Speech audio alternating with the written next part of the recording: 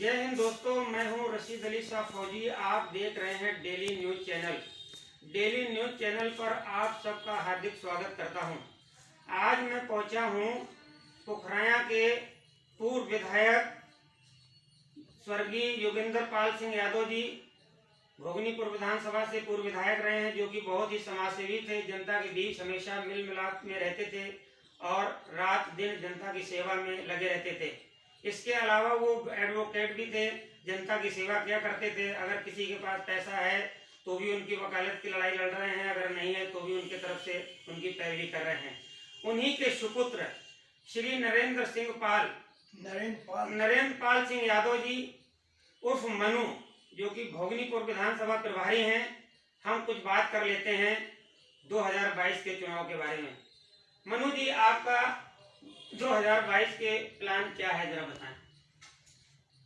विधानसभा भोगनीपुर में समाजवादी पार्टी जी राष्ट्रीय अध्यक्ष आदरणीय अखिलेश जी के नेतृत्व में चुनाव लड़ने जा रही है जी और समाजवादी पार्टी अपने 5 वर्ष के पूर्व के कार्यकाल में जब मुख्यमंत्री माननीय अखिलेश जी थे जी उस समय के किए हुए कार्यों के आधार पर चुनाव लड़ेगी और बीजेपी के कुकर्तों को उजागर करने का काम करेगी। जी जहाँ तक भोगनीपुर विधानसभा का प्रश्न है, भोगनीपुर विधानसभा में पिछले 5 वर्षों में बीजेपी के विधायक द्वारा और बीजेपी की सरकार द्वारा कोई भी नया कार्य नहीं किया गया।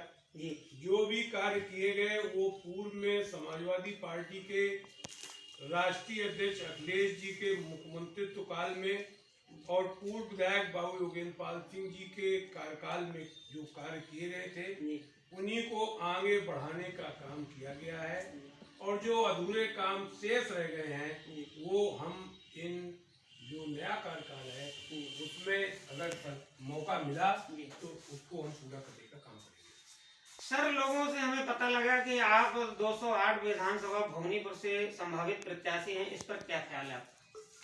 समाजवादी पार्टी के राष्ट्रीय अध्यक्ष का यदि आदेश हुआ तो हम भोगनीपुर विधानसभा से समाजवादी पार्टी के प्रत्याशी के रूप में चुनाव लड़ेंगे। उनका ये अधिकार क्षेत्र है, वो जैसा निर्देश करेंगे उसका हम सब पालन करेंगे। सर, अगर आपको टिकट मिलता है और आप जीत कर आते हैं, मेरी भी शुभकामनाएं आपके साथ हैं कि आप भोगनीपुर विधानसभा से विधायक बने। अगर आप विधायक बनकर आते हैं तो जनता के लिए क्या लेकर आ रहे हैं, जरा उसका बखान करें।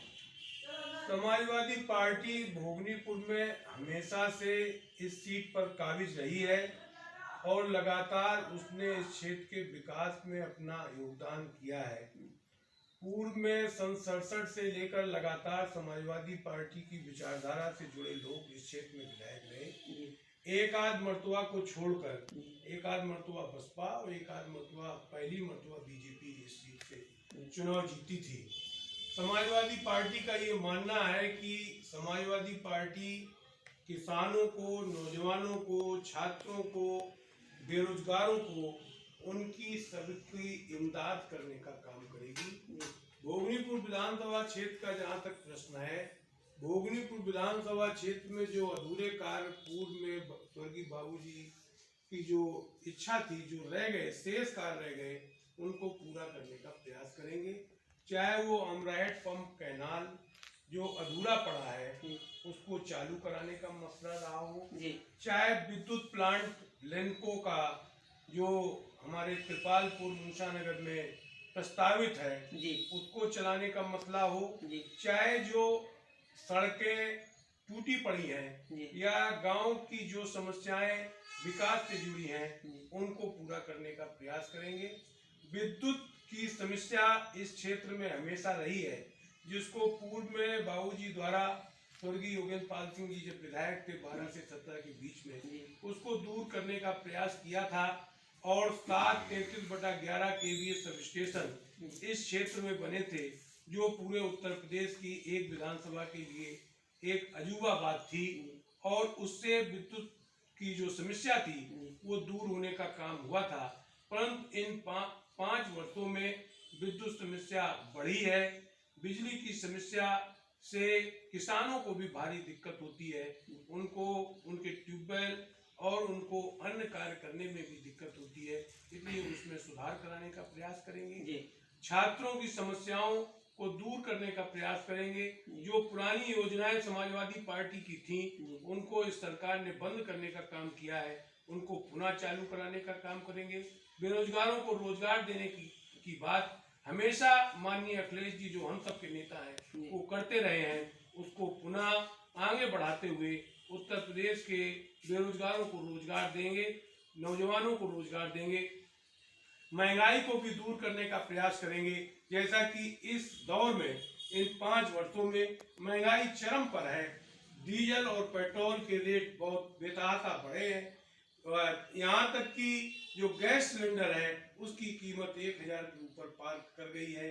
तेल जो सरसों का तेल है वो 200 के ऊपर क्रॉस कर गया है। सारी चीजें, सारी जिन्स महंगी हो गई हैं। उसकी वजह से कमजोर तबके के जो लोग हैं, कमेरा लोग हैं, जो रोज कमाते खाते हैं, उनको दोनों टाइम भोजन को दिक्कत हो रही है, उसको भी दूर करने का प्रयास करेंगे। सर, अगर समाजवादी पार्टी जीत कर आ रही है, लोगों का कहना है कि समाज पार्टी जीत कर आ रही है, तो अखिलेश जी जनता के विकास के लिए क्या खुशियां लेके आ रहे हैं, जरा इस पर विचार। समाजवादी पार्टी के राष्ट्रीय अध्यक्ष अखिलेश जी ने अभी जरा सा एक छोटा सा नमूना पेश किया है उत्तर प्रदेश के सामने। उन्होंने 2 घोषणाएं की हैं। एक तो सिंचाई, जो किसानों की सिंचाई है उसका विद्युत माफ करना, बिजली का बिल माफ करना, और एक बड़ी घोषणा है कि 300 यूनिट से ऊपर जो भी बिजली खर्च होती है उसको माफ करना। इस दोनों माफी से उत्तर प्रदेश सरकार तिलमिला गई और उसको याद आई कि किसानों को और आम लोगों को, गरीब लोगों को इमदाद देनी चाहिए।